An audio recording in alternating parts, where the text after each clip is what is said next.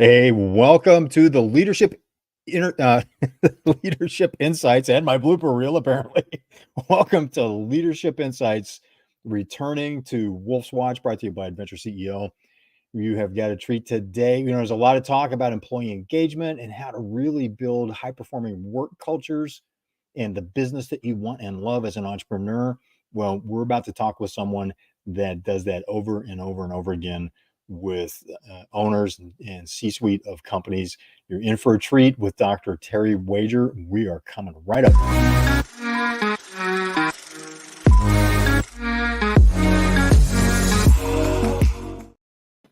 Welcome, Terry. Thanks for being with us. I've got your bio right here to let me, as you're watching this, I have done this before. It may not seem like it at times, but it's just, we're having fun. Hoping you are too. This is why you need to listen to what Terry has to say in the conversation we're about to have. Dr. Terry Wager is an organizational psychologist and business strategist and author of Quit Taking Your Own Bad Advice, How to Stop Overthinking and Start Following the Brilliance of Others. What a wonderful title. I love that. He helps entrepreneurs, business owners, and multi-unit franchise owners align their team, develop clarity, direction, gain influence, and make fast, intentional decisions that generate the rapid results they need in their businesses. He recognizes that healthy, functional companies are better equipped to reduce politics, confusion, and unwanted turnover, outperforming their competitors by replacing those challenges with cohesion and clarity. He and his company, Generator CC, help leaders master the discipline of organizational health and take advantage of the benefits it provides. Thank you so much for being with us today. Oh, thank you. And agreeing to have this conversation, because those are such important topics. And just the clarity alone, it makes such a huge difference for me personally, and a lot of business owners that I talk to are in that as well, especially in an increasingly complicated environment.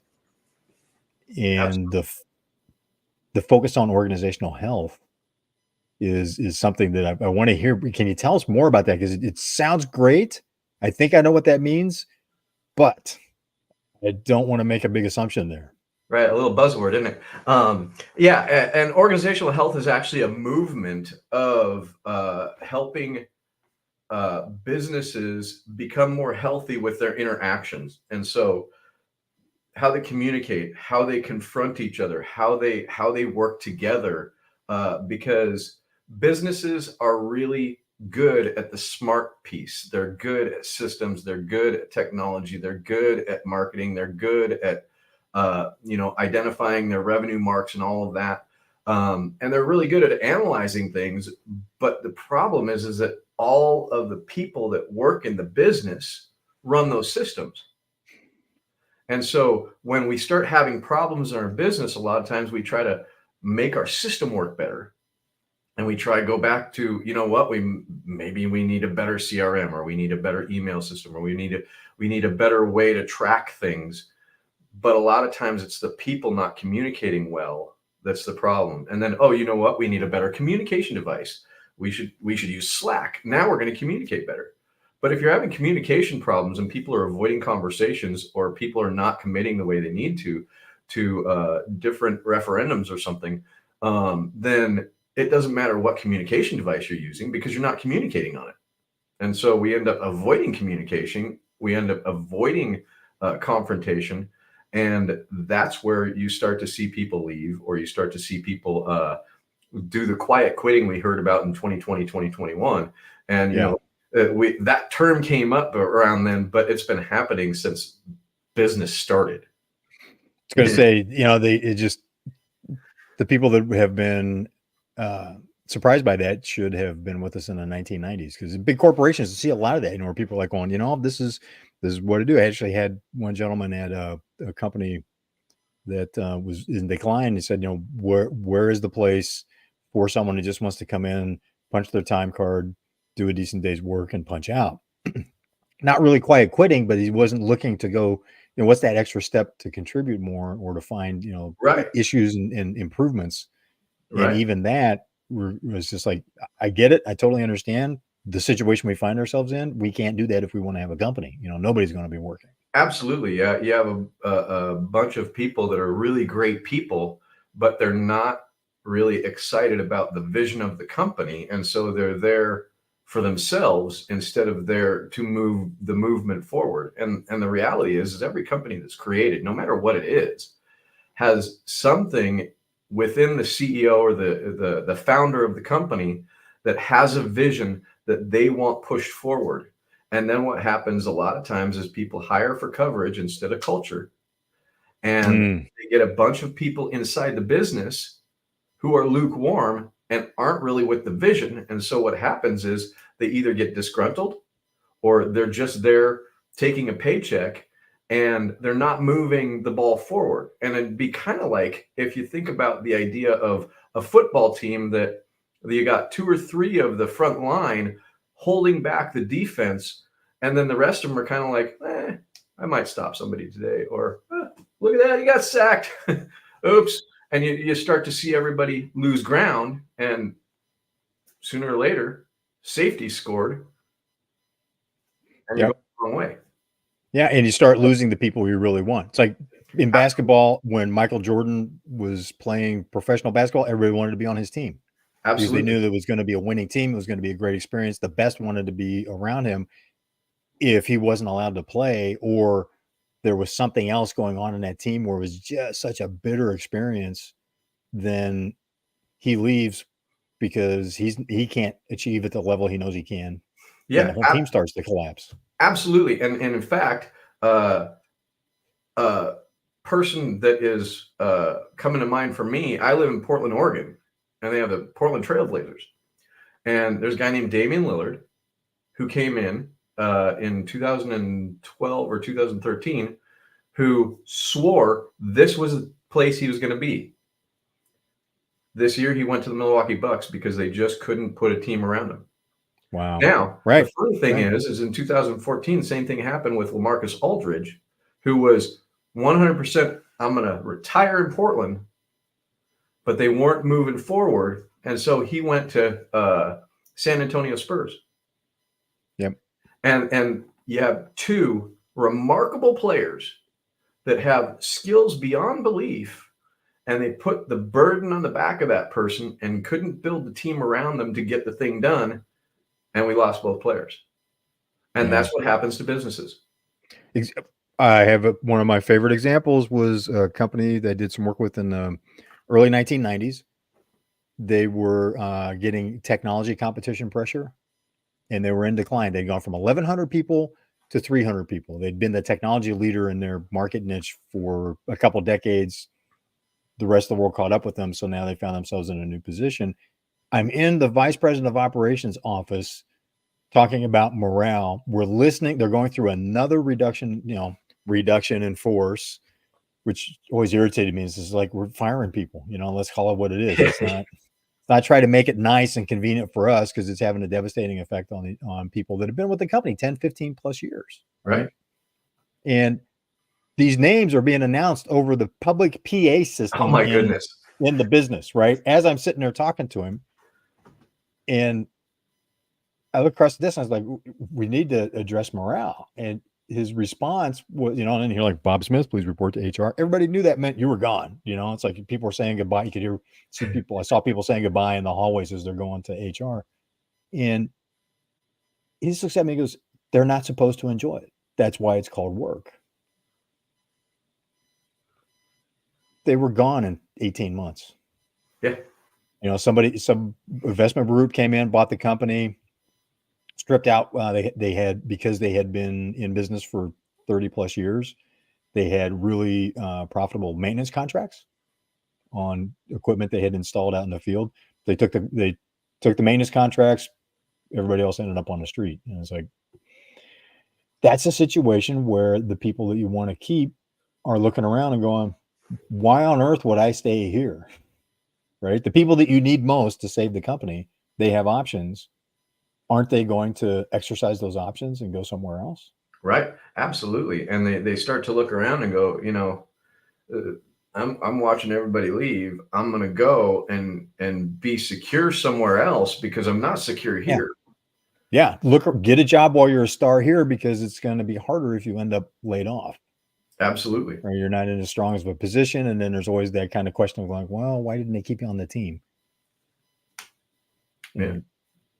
but so Nobody that, wants to say downsizing. Well, I got downsized. Okay, so you yeah, want right, you to right. be the And it's so seeing examples of really unhealthy organizations. What is it that really makes for a healthy organization?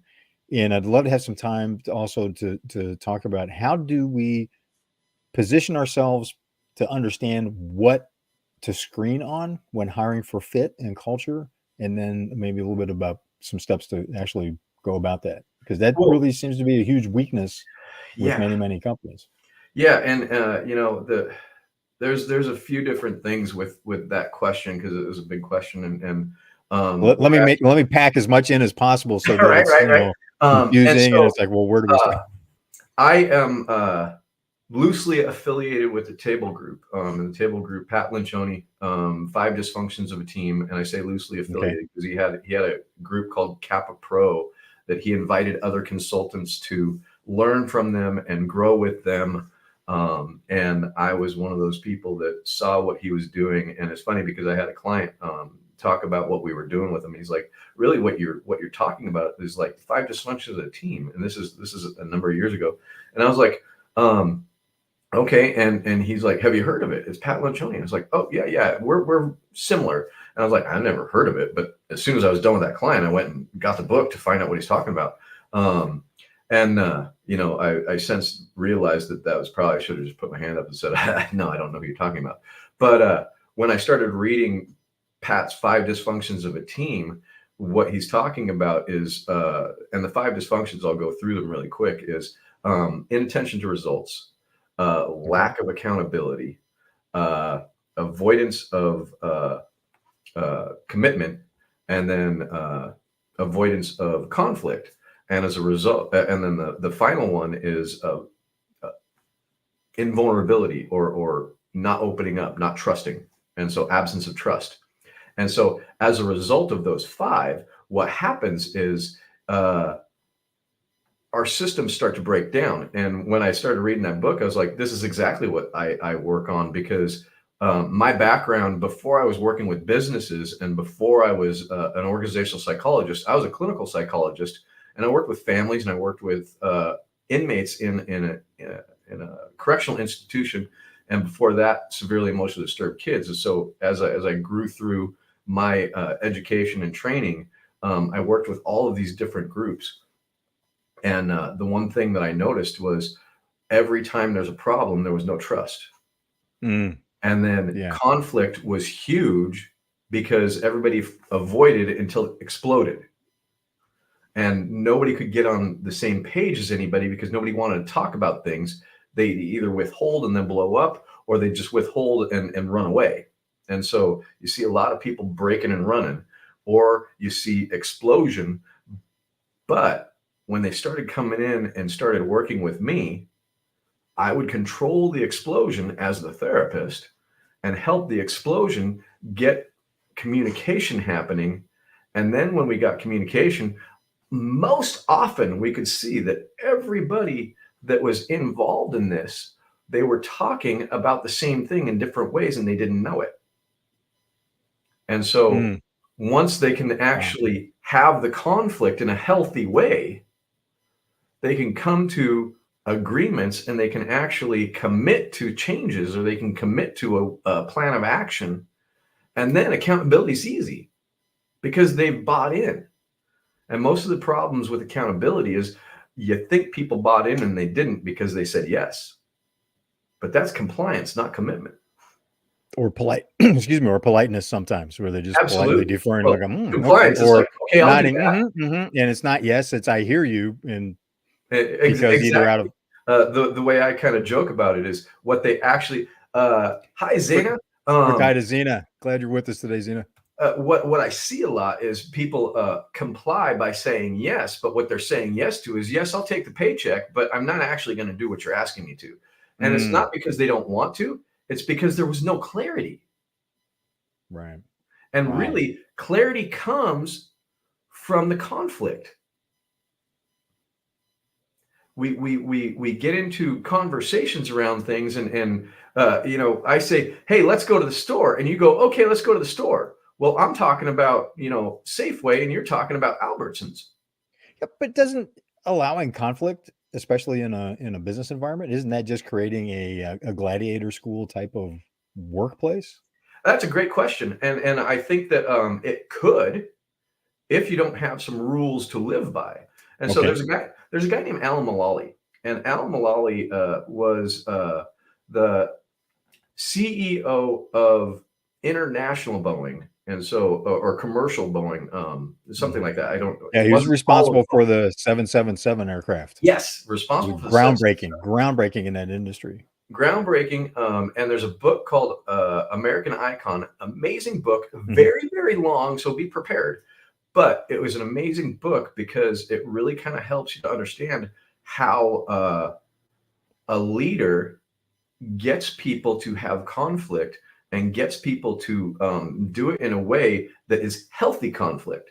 But anyway, the story of Alan Mulally was he went from Boeing over to Ford and he Mhm. turned Ford around, which was this close to bankruptcy. I mean, inches away from bankruptcy on the ruler, so to speak, in 2006.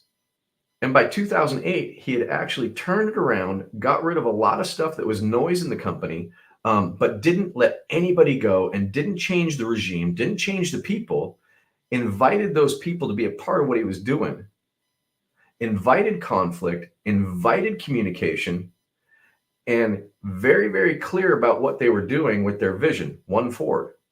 And then over that time, they actually really got very, very clear on their vision, which is one Ford, and mission, we sell Ford products. And they got rid of Jaguar and they got rid of Mazda and they got rid of all these different things. And they pared down to what they do. And in 2008, when we had the big crash, they were the only people that didn't take the bailout. They didn't need to. Yep. And so that's the power of a great leader who understands that conflict is necessary, but it's got to be healthy conflict. And the reason I bring him up is because he's got uh, rules for engagement. Basically, these are the rules of the game on how to treat people. And Okay. so, and so, when we go into a meeting, this is how we're going to behave. And when we start working with a company, we have 6 questions of clarity. And the first one is why do you exist? The second one is how do you behave? The third one is what do you do? The fourth one Mm. is how do we succeed? The fifth one is what's most important right now? And the sixth is who does what? And when we go through those 6 questions, it's very, very in depth. There's gladiator-ish conversation, but everybody's on the same team and everybody's respecting each other. And if somebody actually gets hot and gets out of line, we don't beat them up. We go, wow, you got triggered. What's going on? And we go back to the vulnerability because people are human and they're going to get upset. And if we all realize this in the beginning, is like, this guy's not being a jerk. He got triggered. He's not a mean guy. He's Okay. protecting himself. And so what we want to do is we want to understand what's going on. We want to be curious about that person instead of stopping him. But what most of us do is we get triggered because they got triggered. And then we go, oh, now we got to have gladiator school. And you're not going to yell at me like that. I'm going to yell at you and tell you who's in charge. And All of a that sudden, doesn't people do are standing up, they're pounding on the table, and exactly. in 2023, that might sound unusual, but I started my career in manufacturing and industrial companies, so it was a little bit rougher around the edges in some ways, and not that it was common, but that would happen. We're Right, just like going, "Is this gonna turn into a fist fight?" right, Type right. of an environment, Absolutely. but to have the ability to disagree, even though occasionally across the line, was crucial, just absolutely crucial to work stuff out, to get different perspectives, and sometimes for a new idea to get heard. Right. And I have a slide that is really interesting because it kind of shows this idea of the conflict continuum. And on one side, it's uh, really destructive conflict, and then on the other side it says harmony, and under that I have destructive harmony, and right in the middle is constructive conflict. And it's right on the line to destructive, because the fact of the matter is if everybody's in harmony and everybody's agreeing with each other, nobody is saying what they really think. And somebody's Nobody's- redundant, right? Because we need those different perspectives Absolutely. on the team. And you got to have the passion that comes from emotion. And that's another thing that I really rail on. I'm an emotional mastery kind of expert, emotional intelligence in action, so to speak. Okay. And the idea is, emotional intelligence is great, and it's everybody thinking about emotion, and we get really good at talking about being emotionally intelligent. But how do you do it? Well, you identify emotion. That's the simple answer. It's not about being able to have people skills. It's about being able to identify my emotions when I'm triggered. If I'm frightened, if I'm embarrassed, if I'm feeling inferior, if I'm feeling worthless. And the fact of the matter is it doesn't matter how powerful or how successful we are. The most successful people feel worthless sometimes. The most successful people feel powerless sometimes. The most successful people feel frightened at times. Whether it's a Grant Cardone, whether it's a Tony Robbins, whether it's the president of the United States, it doesn't matter who it is. If they admit it, great. But most of the time, people don't admit it, but they still feel it. And if we're not feeling it, how do they achieve so much then? Well, most of the time, they're achieving so much because whatever level they are admitting it to themselves, maybe not to other people, but they are admitting it to themselves. And they are looking at and reflecting on what's going on with me that I'm feeling inferior, or what's going on with me that I'm feeling worthless.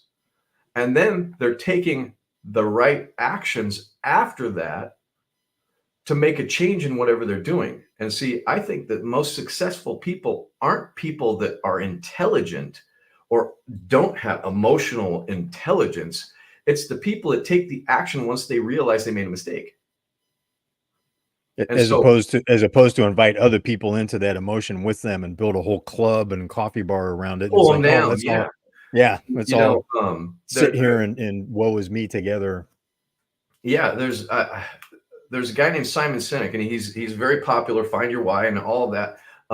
But he said something one time that just chapped me in a way that I actually started a conversation back and forth around this idea that real friends get in the mud with you when you're in the mud. And it's like, no, let's change it from mud to quicksand and see if that still holds up, because it does not hold up logically or emotionally. Because if I get into the emotional morass that is quicksand that you might be having, I am of no use. And now we're both really, feeling either discouraged or powerless or all of them, feeling worthless. Now I'm feeling that with you, and I just became of no help to you. But if I threw you a rope and said, okay, you're feeling that way, and you have every right to feel that way. How long do you want to feel it? And what do you want to do when you're done? Yeah, here's the rope. Let me know when you're ready. Here's the rope. To pull you out. I will pull when you're ready, but I'm not pulling until you're ready. Nice. I'm not going to tell you can't feel that way, but I am going to tell you that I don't see it's doing you too much good. And that's a true friend. Yes. And so when we really look at that, and how many leaders do that? Well, and is that empathy rather than sympathy? Absolutely. I've heard it said that sympathy is really, you're going to jump into the mud with them. You might jump into the quicksand with them. Whereas empathy is more I get it, understand your feeling, you acknowledge it, but it's a handout. It just came to mind that, and I have another slide that I show people. It's pretty funny that empathy and empathetic, or empathic and empathetic are, if you look them up in the dictionary, the same definition. But I see them as different, because empathetic is what you're describing as jumping in the mud, because there's a patheticness around an emotion. Ooh, okay. Right. And then it's built into the word. Yeah. And then empathic is, I'm showing you a path that I see out. And so I'll throw you the rope and we'll pull you and help you move forward. But the pathetic piece is, I'm feeling what you're feeling, and I just got overwhelmed with what you got overwhelmed with. Now, sympathetic is like, wow, you're stuck in the mud. Sorry, my rope. Yeah, I'm going to go use it on something else. Sorry. And so that's how I do.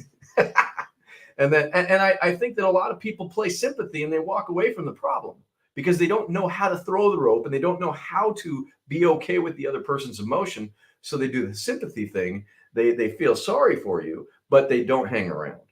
Mm-hmm. Mm-hmm.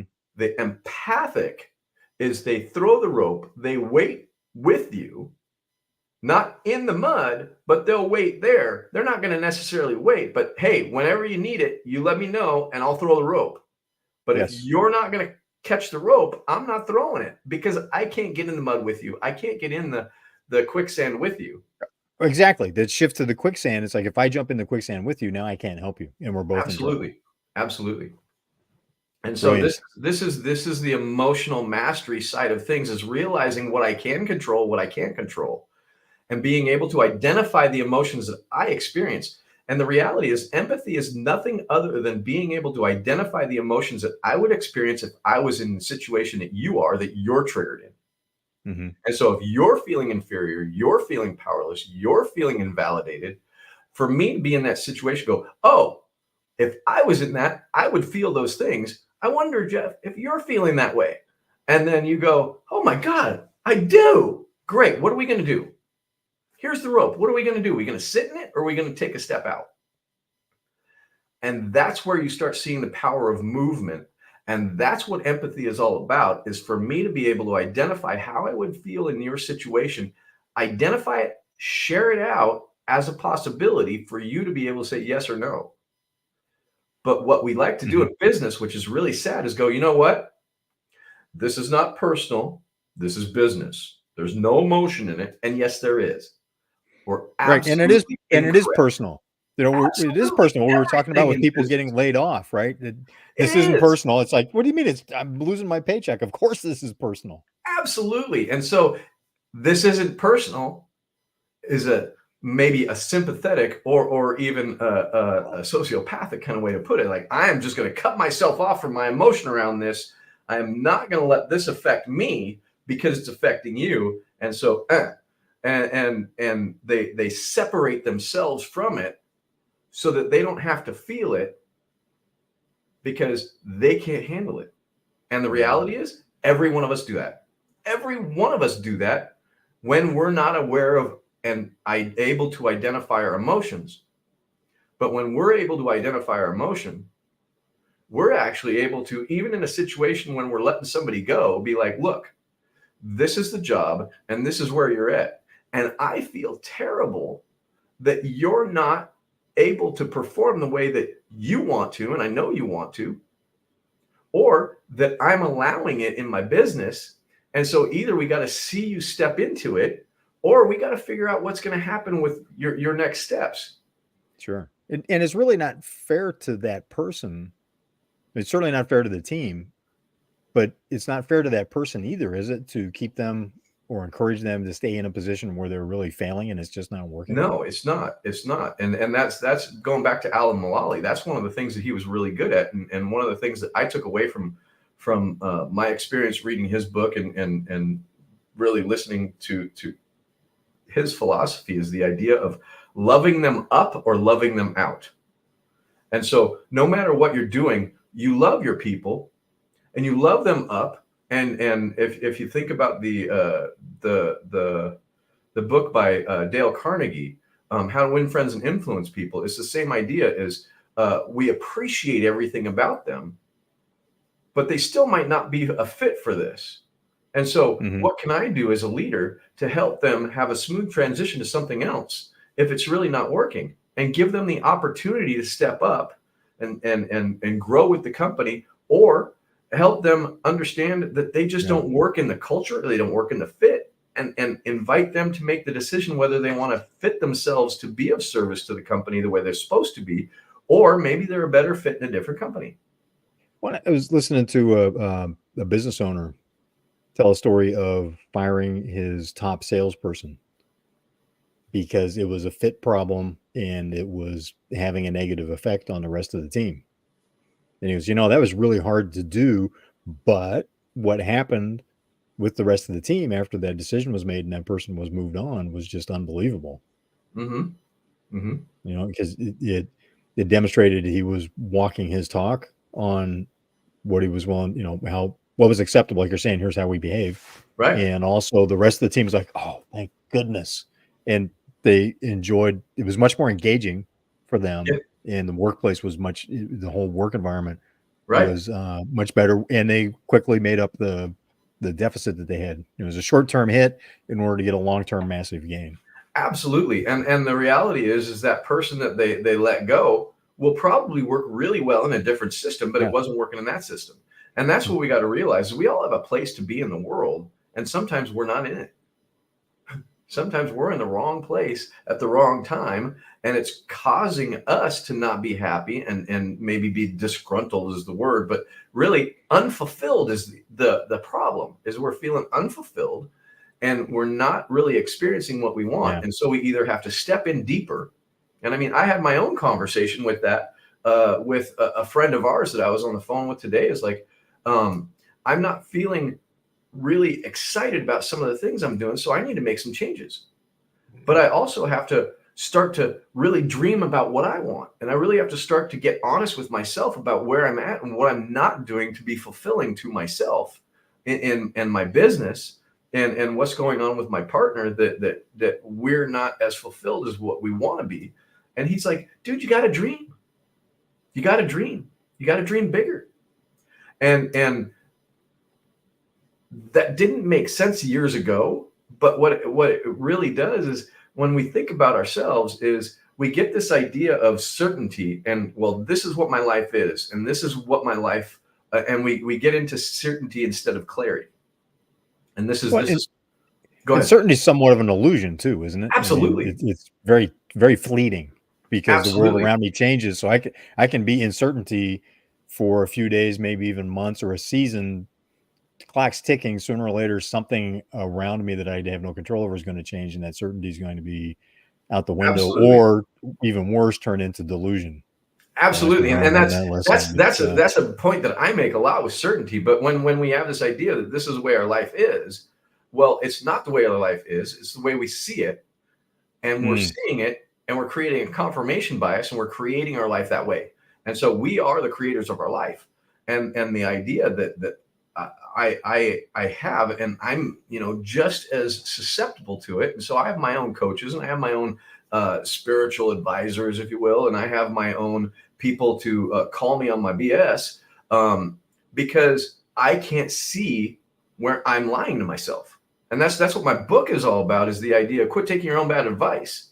It's also quit, if you really look at it, quit listening to that filter that tells me that I'm right about a lot of stuff and start following the brilliance of others. And I'm a doctor. I have a degree. I worked really hard for it. So I ought to know. No, I know the information that I studied and I learned that, and I am very, very good with what I do. But that does not mean that I have all the answers for where I'm lying to myself. And I can't tell until I talk to you or my friend Ken or my friend Glenn or any of these other people and those are a couple of people that we know together. And so, until we say it out loud to somebody that we respect and we trust, we have no idea we're lying to ourselves because we rationalize everything. And people talk about people being irrational. I don't think it's a problem of people being too irrational. I think it's too rational. We believe our lies. Too linear. Too linear and too rational. And because what rational means in my world is we make sense and we make meaning of, we rationalize our decisions or the things that are happening in our life. And what we do is we make sense of it so we don't have to change. And so I what can be I totally internally consistent with all of that, yet completely disconnected from reality. Absolutely. And it's the biggest problem in all the world is that we rationalize everything and we're continuing to make sense out of everything instead of going, wait, how am I wrong? And if we start going from the scientific perspective of I'm wrong about something, I just don't know what, now we can look at it from a place of curiosity going, okay, what am I missing? And what we can do. Go ahead. I started my career at Hughes Aircraft, which is dating me a bit, but one of the things that they taught us, one of the mantras that they had was, if you're right 40% of the time, you're a hero. If you're right 60% of the time, you walk on water. And they were kind of a Google of their era, because they were at the time I hired in, they owned outright 85% of the satellites in orbit. So they were a catalyst in either inventing or commercializing satellite technology, a lot of infrared stuff, the commercialization of the lasers. So I was thinking, to have that kind of mindset, to be out on the fringe of technology or application of, is kind of necessary, isn't it? I mean, you need to really constantly experiment. And it's been disheartening to see how many business leaders don't embrace that. Yeah. And then are surprised when they run aground. The ship they're steering runs aground because somebody drained the lake or changed the boot. And they missed it. All right, and then they go, "Who did that?" Yeah. It's like, well, you did, to a degree. Yeah, and then they can't see that they're now on dry land, and instead they're ordering up backhoes and whatnot. And it's like, here, let's create a channel to sail in.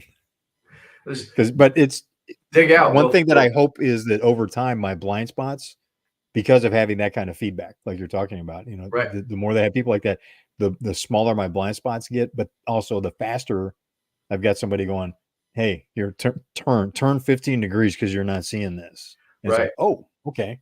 And there's a buddy of mine that I just adore. He passed away a number of years ago, but he used to say, I've been doing this for 25 years.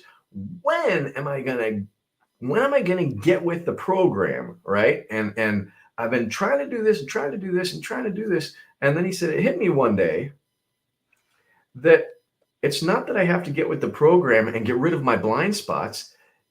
I have to get really comfortable with the fact that they're there, and that I have people to help me with them. Because that is earth-shattering right there. Yeah, we're never going to be without the blind spots, and a blind spot for us is thinking we're going to be without them. And for me, my ego, my little protector in my world, is always telling me that when we can get good enough, we won't need other people. Or I'll attempt to, yes, there's that, or I'll attempt to make my life and my perspective smaller, because then the blind spot, will be inside the blind spot. Absolutely. And I find out it's like, crap, I've still got the blind spot there. I've just made, I've just reduced rather than stepped into. Absolutely. And that's the conversation I was having with my friend earlier today is you got to dream bigger, because the bigger you dream, the more you might miss, but the more you actually are able to take in. And so bigger. And my mind, like, I don't know if I can do bigger. I think I'm pretty big. And well, then, you hear numbers, you're like, oh, I couldn't do that. Like we do it all the time. It's constant and continuous. This idea of being off the mark. And the same friend that told me that you got to get used to the people being there, he equated it to being riding a bike. And when am I going to get to take these training wheels off? And it's really, no, you just get really, really comfortable with the fact you're never going to fall. Oh, well, I like that. And so with the people around me that help me to see my blind spots and the people that I can depend on, I never have to fall. The other thing that he said is, and this was another term. He was a pilot, and he was a pilot in the Korean War, and he said, we worked with radar. And this idea of emotional balance is what he was talking about. And I always talk about emotional balance instead of life balance, because life balance is bullshit.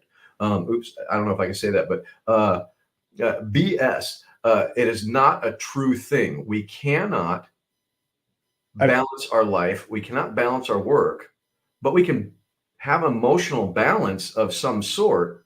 And what this means is being able to identify all the time. And he equated that to radar, sound radar in the planes, or when they were flying, because they didn't have the little radar machine that shows them where they are. Back when he was flying, they had noise, and it would be a dot dash, or a dash dash.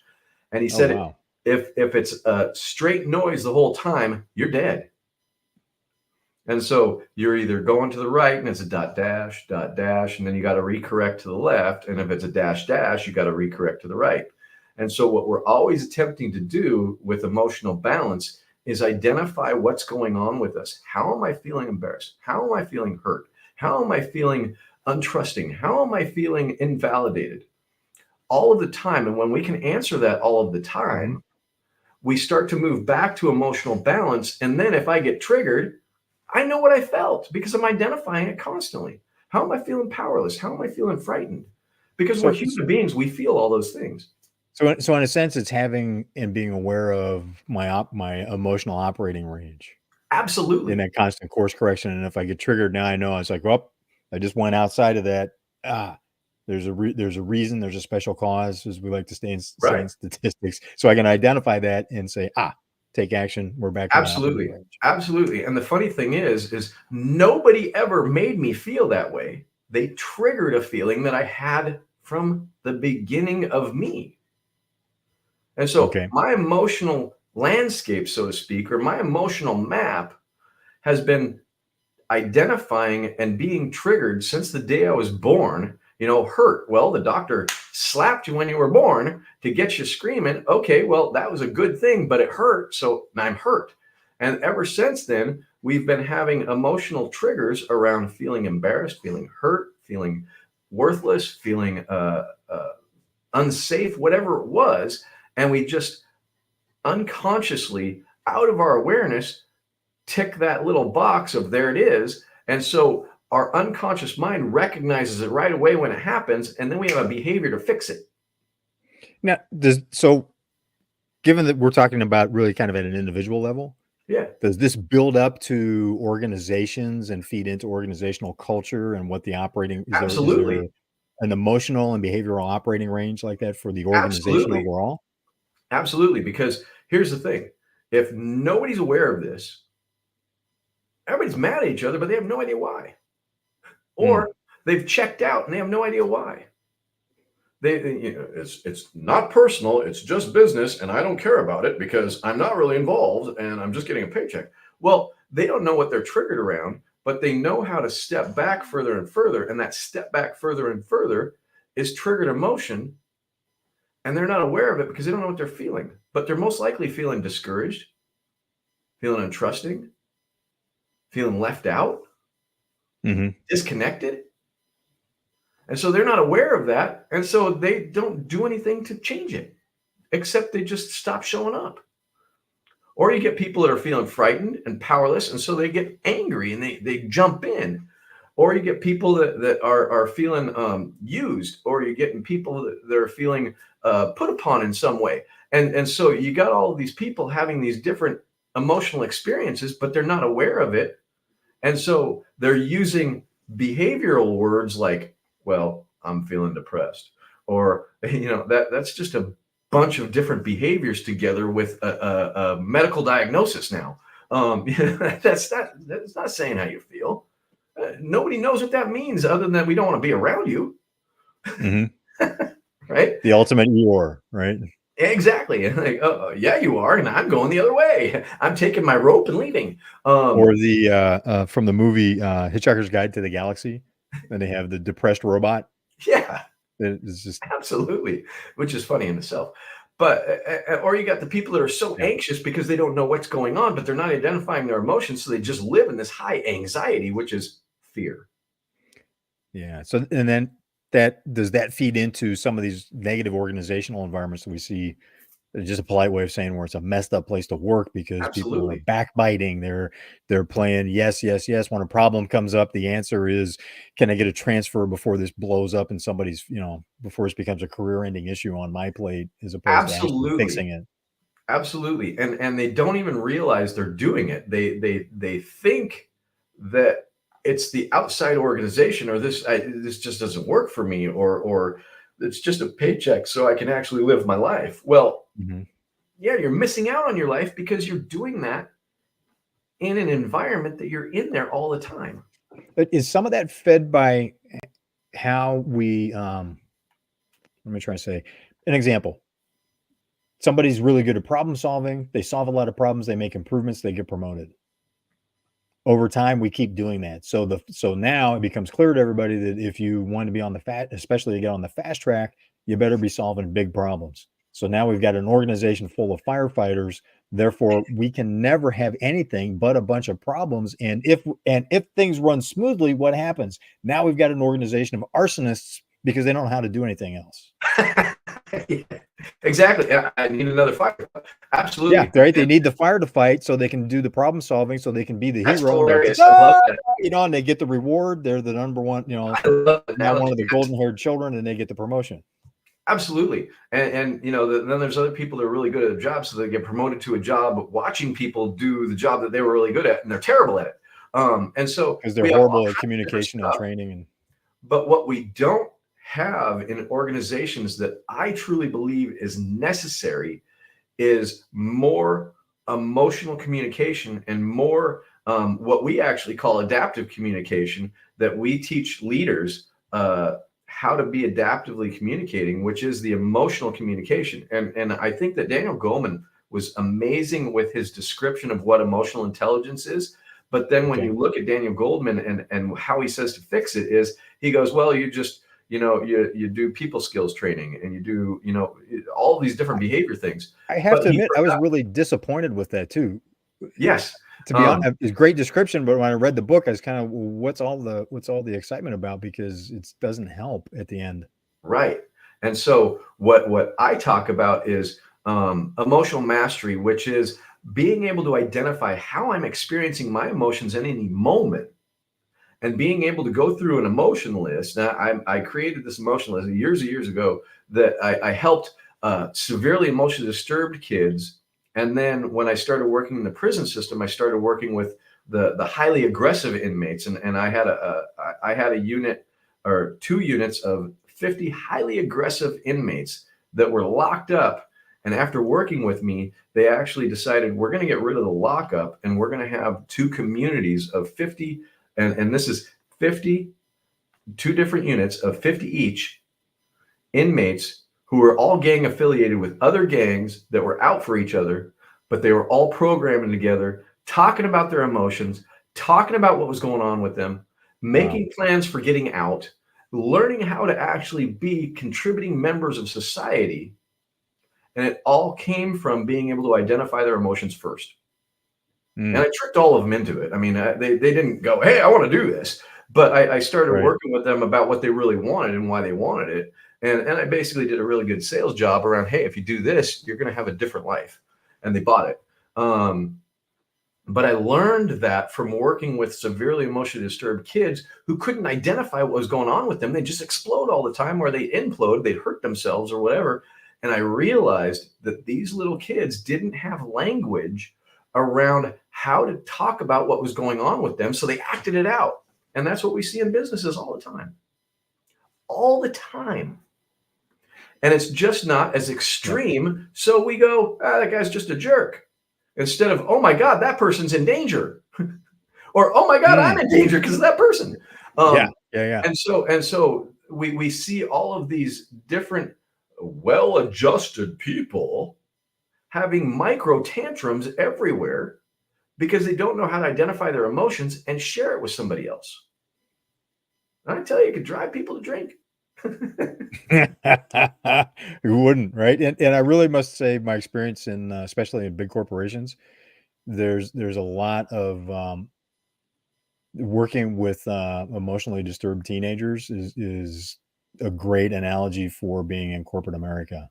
Absolutely. I used and part of it is because they grow up and become adults, and their skill set hasn't changed. So what are they going to do? Why would we expect a different response pattern from them? Absolutely. So at the same time, the whole culture is not 100%, healthy. 100%. And one of the things I talk a lot about with people, and any kind of time you're talking to me or hearing from me somewhere, I'm talking about the idea that we're pattern people, and the pattern is protection. And we're protecting not from other people. I'm protecting me from my emotions that suck. I don't like the feeling I got. And so I try to stop having that feeling.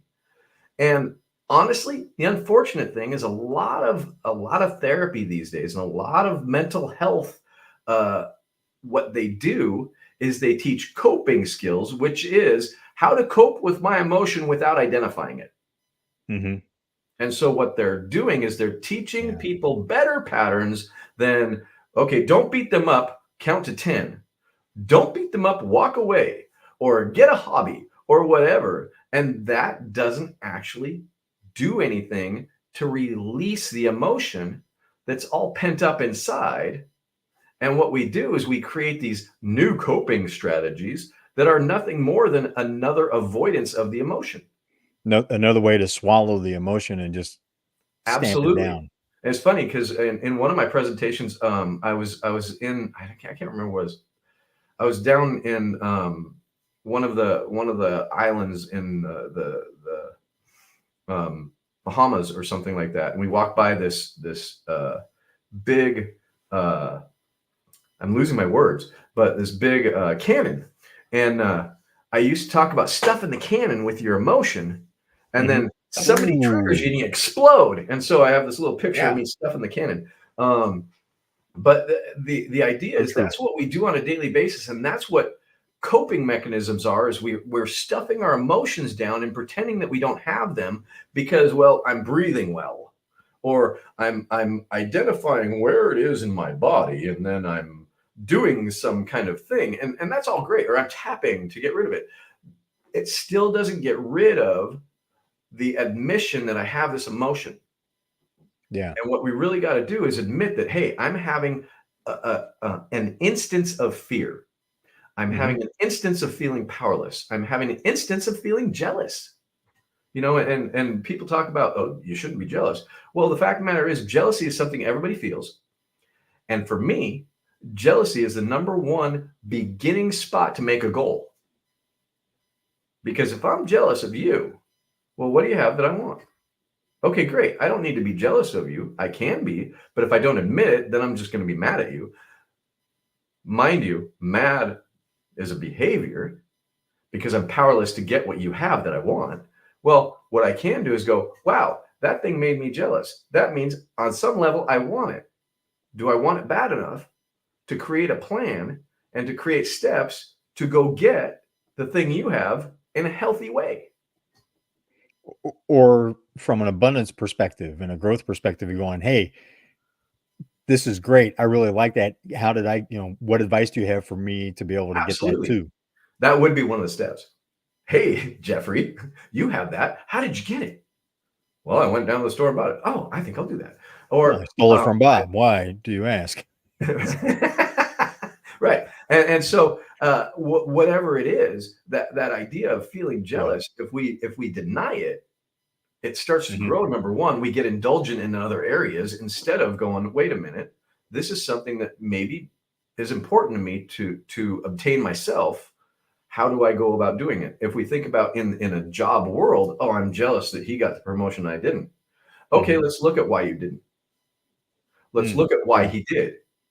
And let's put a plan in action that you can actually get the promotion next time.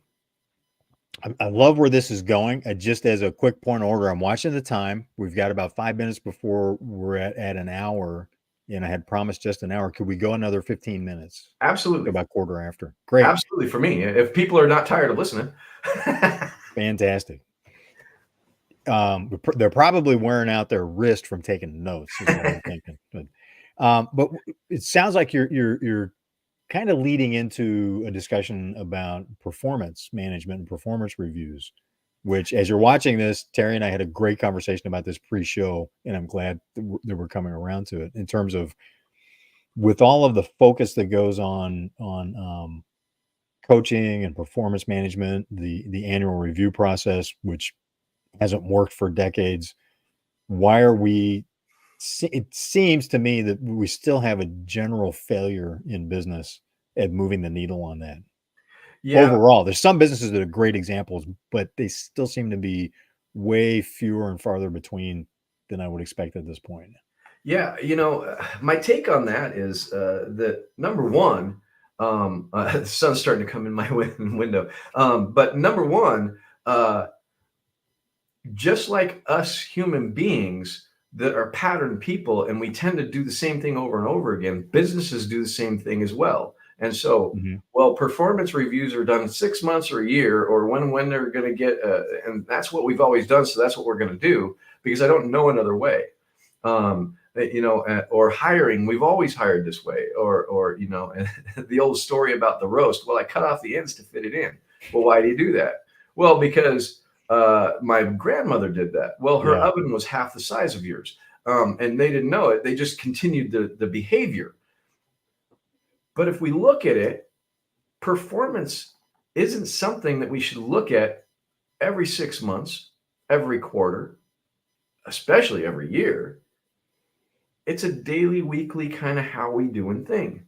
And It's like getting on an airline flight and finding out that it's going to be a 5.5 hour, it's going to be a 5 hour flight. So the pilot and co-pilot are going to check on how on course we are 2.5 hours into the flight. right, or right before we land, we'll see if we got there. Yeah, are we at the right absolutely. airport, or at any airport Absolutely. for that matter?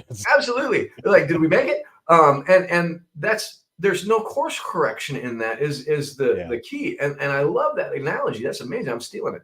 My Because gift to you. Thank you.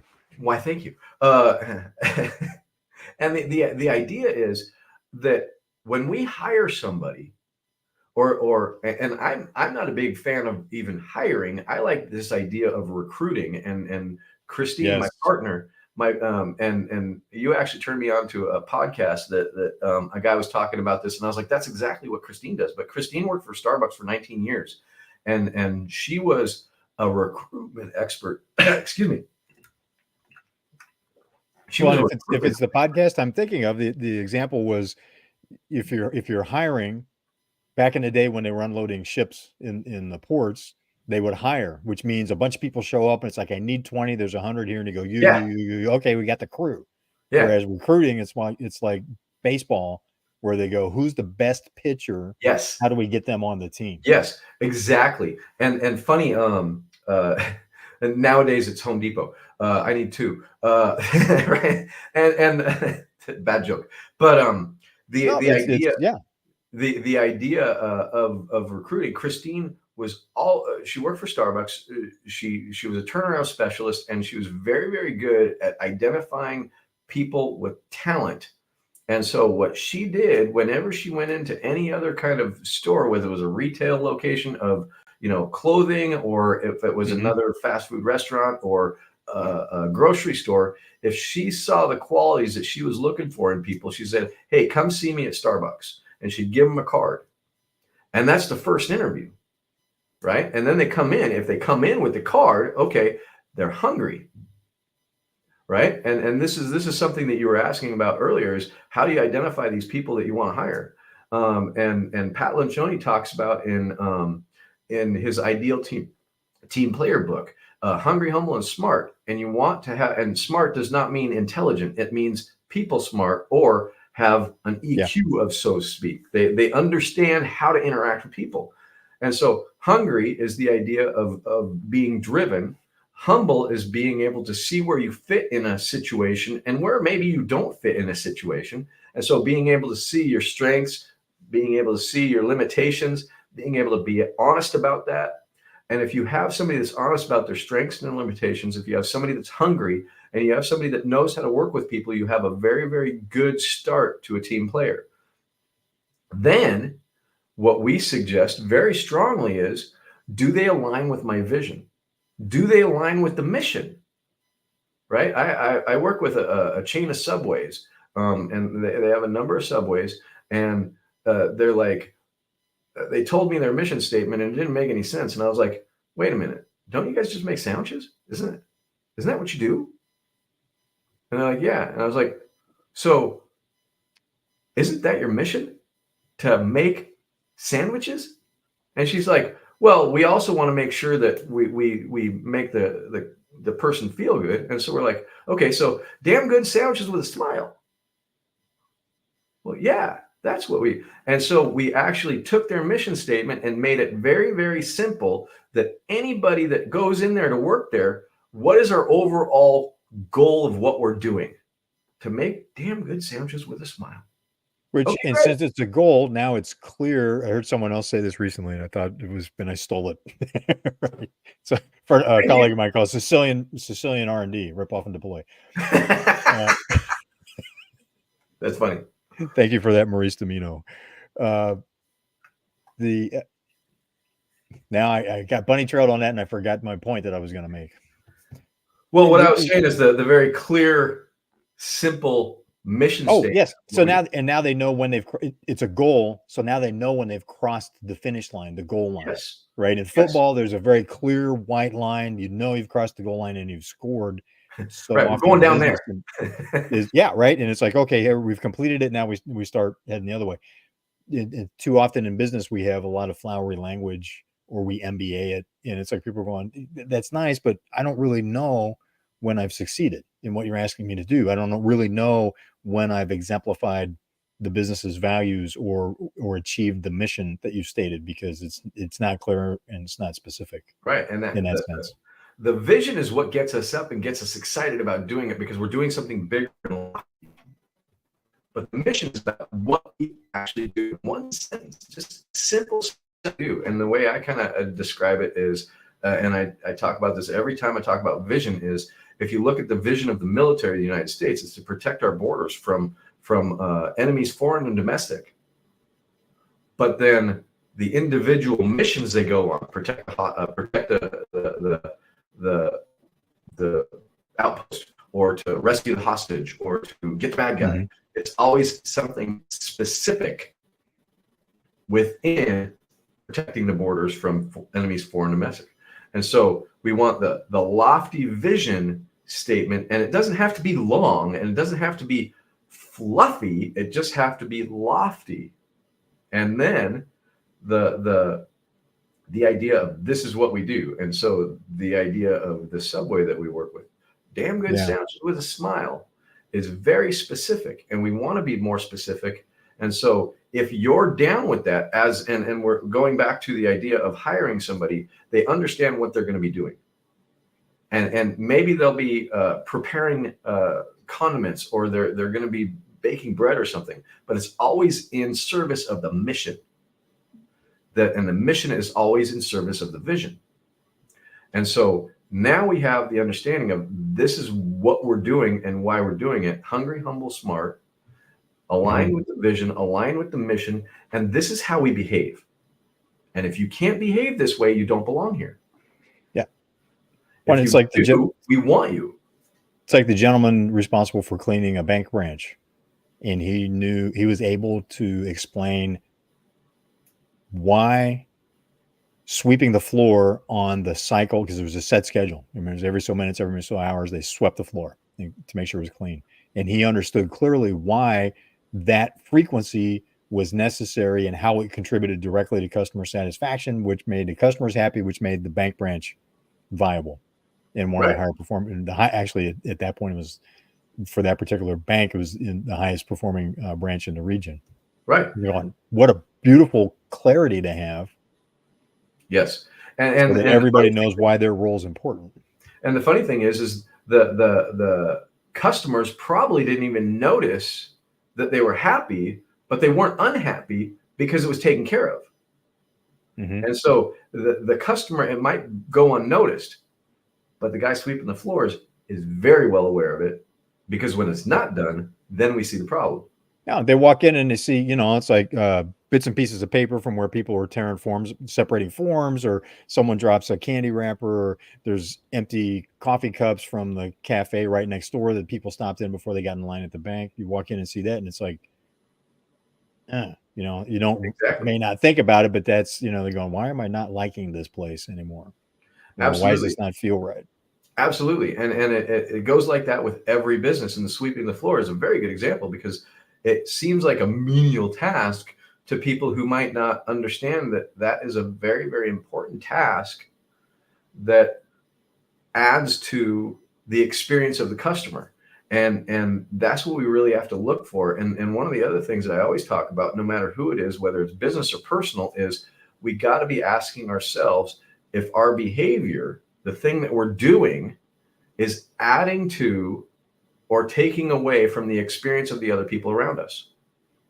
As a person who in my younger years took away from a lot by not realizing how I was impacting people, I did a lot of taking away from the experience of others, or I added Yeah. some stuff that really wasn't great to the experience of others, contention and problems and letting people down and things, because as a teenager didn't know how to live my life. But when I started getting my act together and realizing that no, I have to really pay attention to how I'm adding to the situation and how I'm actually making things better for people. And the way that I learned to do that is to be helping people to really understand that everybody matters, but until they realize how they matter to themselves, they're really not going to be doing the best that they can in their job, in their life, in their relationships, because they're not aware of themselves. Boy, that's dipping a toe into a really deep subject. Yeah. But it comes back to someone was asking me about, we were talking about leadership development, was asking about, well, why are you talking so much about all this personal stuff? I want to become a better leader. And it's like, guess what? Leadership is very much, just asking this, is this a correct perspective? It seems leadership is very much a deep dive into self in order to master self-leadership first as the beginning of the leadership mastery journey. Absolutely. And here's the thing. When we think about the leaders and business owners, there's three fears that we all have. And the fear of being embarrassed is one of them. And the fear of losing our business is at the base of everything. And then the fear of being inferior. And if we're not aware that we have those fears, we're in jeopardy right there. And what people often do without realizing it is they get into that fear. They're not aware of it. And so then they're working under that grinding kind of stress of trying to make things work and trying to grow and trying to have this success. And some people have identified what success is for themselves, and some of them haven't. And so they just are going for this anomalous word called success. And it's never good enough because they're actually feeling some kind of worth issue that's making them drive harder and harder, and they're not aware of themselves. And a guy named, I can't remember his last name, but Cody, and he works at the Table Group. This guy named Cody said the most beneficial leader is the self-aware leader. That's the best leader.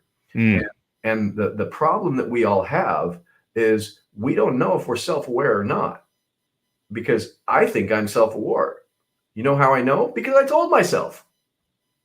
Well, if I'm my only source of information, I'm going to fail. And the reality is that that's where it ends for a lot of people. Is like, you know what? When I look at things, I'm doing pretty good, and I talked to me about it, and so I agreed. And I like what me tells me. And if I ask you, you might tell me something I don't like. So why would I do that? Because I'm getting really good, comfortable information over here. I don't want to be embarrassed, and I don't want to feel inferior, so I'm not asking the question. And so out of those two fears right there, we end up experiencing the third, which is losing the business. Yeah.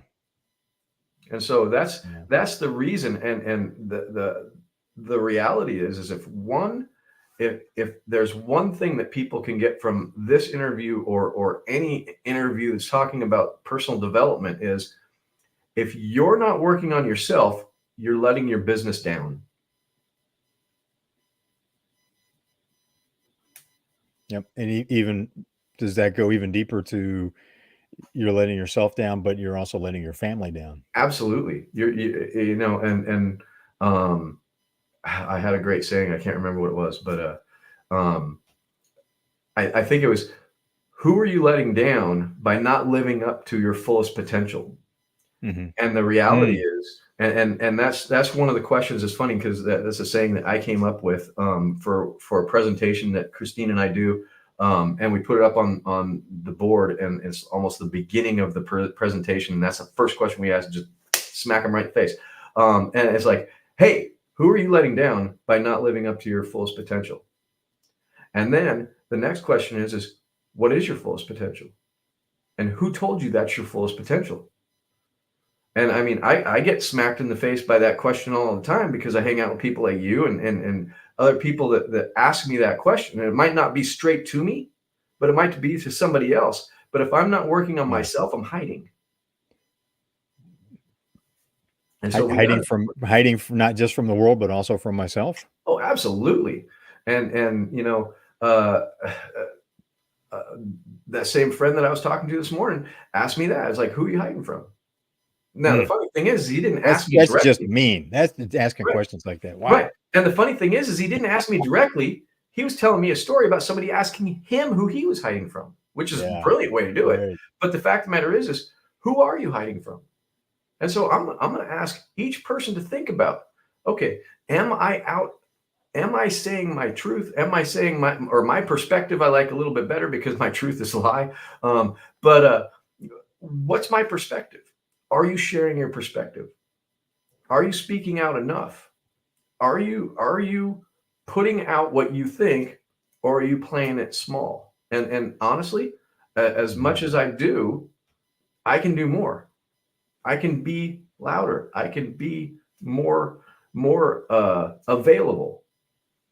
And that's what I'm tasked to do, not by somebody else. But the fact of the matter is that lack of fulfillment that I'm experiencing is because I'm not putting myself out there enough.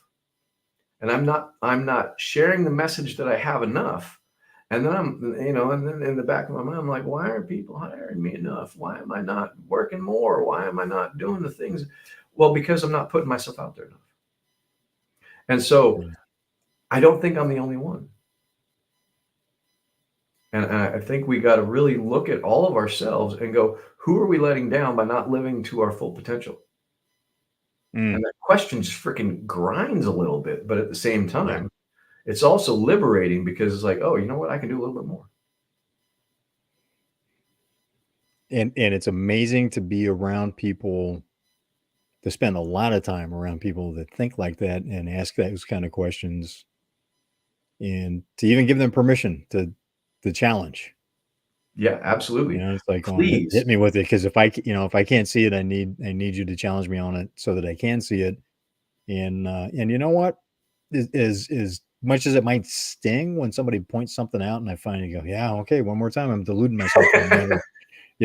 It's nowhere near as harsh as the marketplace is going to be. Absolutely, absolutely. And the reality is, one of the things that I tend to do, one of the things that I tend to do is, okay, your job is to call me on my stuff, and I am going to tell you right now, I'm going to argue with you, and I'm going to pretend it's not real, and I'm going to tell you all kinds of excuses of why I haven't actually moved forward the way I think I should, because I'm scared at looking at what you're talking about. But please don't stop, because Yeah, I want to work through the fear and I need your help. that's beautiful. And you are just creating more questions with me than we have got time. I think that's a great way to wrap this conversation, because I'd like to ask. I want to hear some more about what you're doing with Generator CC, your company. We touched on it a little bit. Christine, you've mentioned her; she's your partner with the company. Yeah, yeah. Because I love this conversation and the conversations we've had prior, because you're talking very much about doing stuff. How do we go about this? Let's get in action and take care of it. Let's not just give it nice names or even clear names to talk about. It's like, I call MBAing it. So much of the conversation is, and here's Zena, it's like that's why being around other people who are willing to love you enough to tell you the truth. Oh, Zena, there's a mic drop. Absolutely. So what we do is we work with businesses on their culture, and we help them with the ability to run good meetings, because the funny thing is a lot of people don't like meetings, but it's not the meeting fault that is boring or chaotic. It's not, and they don't have to be. They can be exciting, they can be engaging, they can be fun. And I was on a meeting with a group this morning. We have a lot of fun in that meeting, and we get a lot further with what we're doing with that meeting. And I actually go into their weekly leadership meeting. It's a newer company, but it is a load of fun. And at the same time, we challenge each other. We call each other on their stuff. I'm doing most of the calling sometimes, but they're excited about it, and they're growing by leaps and bounds because they're looking at what's not working. And at the same time, we're really hitting agenda items, but it's not like some agenda that you bring in and go, okay, this is what we're talking about. It's what's going on in the business right now. And we have a scorecard, and we identify where we're at with the different topics that we need to cover. And then red, yellow, green, where are you at? And the red ones we put into a separate meeting that we got to have a different meeting for. The green ones we don't talk about, and the yellow ones we actually, that's the subject of the meeting, because we can make the most motion forward that way. And so we help people run meetings, and that's one of the things we do. We also help really understand where the dysfunction in the teams are coming from, and we do a 5 dysfunctions conversation around that, and a workshop, a half day, full day workshop, depending on the size and the ability of the company to take care of that. But the thing that we really like to do is 2-day offsites where we go through those 6 questions. We also do longer engagements with helping businesses actually turn around. Christine turned around Starbucks for years, and I've done a lot of different turnaround business with failing businesses throughout my years, helping the leadership to get back on track and learning how to actually be the leader that they know they can be. And so those are the different things that we do. And Generator CC is our company. You can engage with us there. You can find us on LinkedIn. Dr. Terry Wager is me on LinkedIn. I'm all over the social media in one way or another. But if you know a business that's looking to have more performance out of themselves or their people, that's the people we're looking for. Awesome. Dr. Terry Wager, thank you so much for meeting with me today, being part of the conversation. Thanks for Thank you for watching this, in the comments, being part of the conversation as well. If you got more questions, post it in the comments. We watch post show, and my guarantee to you is we'll get your questions answered. Absolutely. Thanks, Zena, and thanks, Ernest, for the questions and the comments. We appreciate you.